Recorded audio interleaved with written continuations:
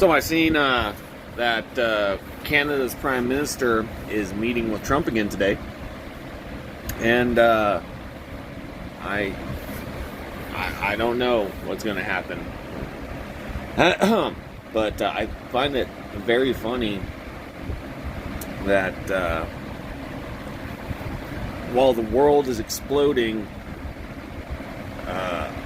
our government seems to be making deals with Canada.